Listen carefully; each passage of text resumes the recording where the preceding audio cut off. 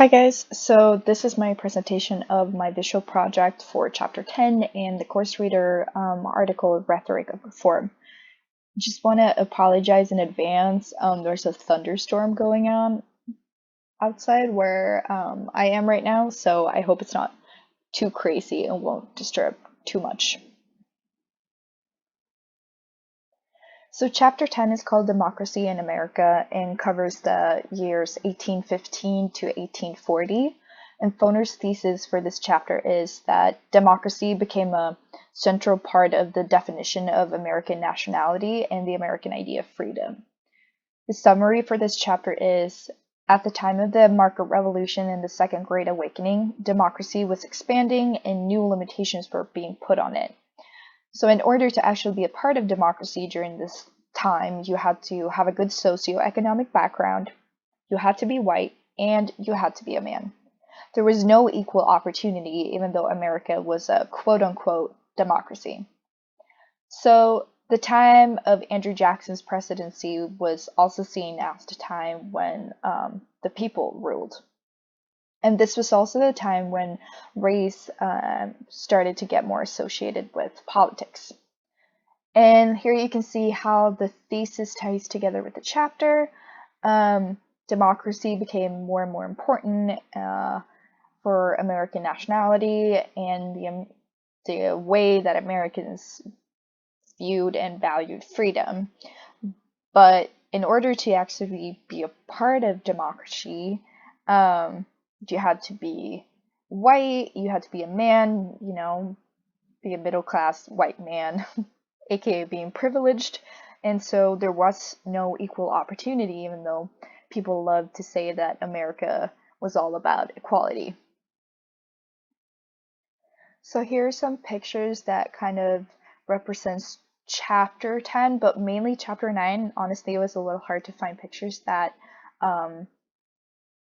kind of represented chapter 10, but so you can see we have a city growing, there's steamboats, railroads, cotton gin being made by black slaves, and the war of wealth.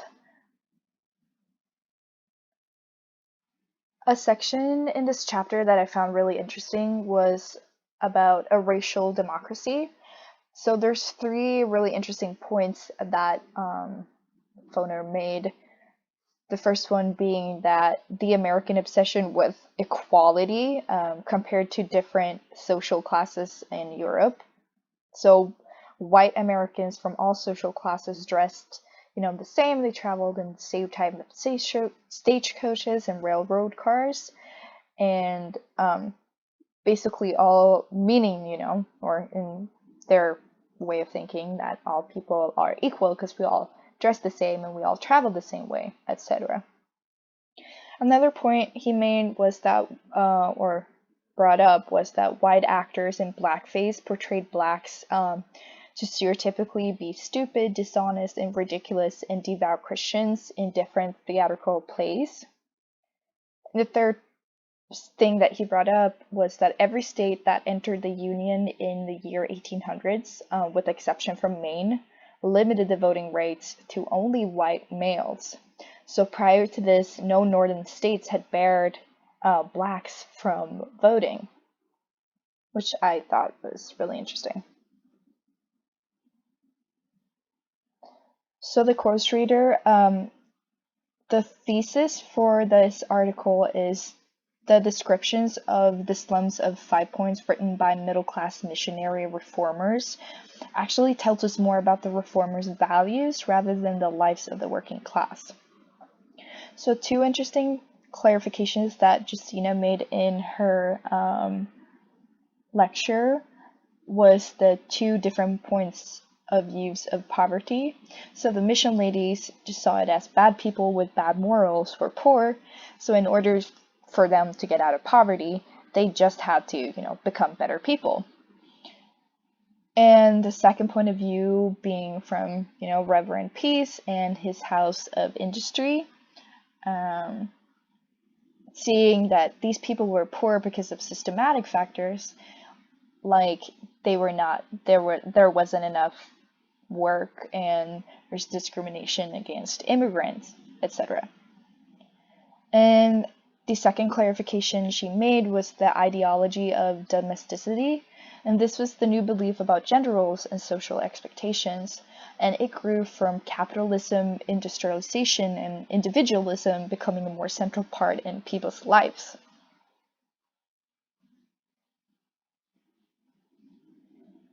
And three immediate historical effects that this had was that a sense of classicism emerged, as well as sexual double standard, and that women's work at home became invisible and wasn't actually seen as work anymore.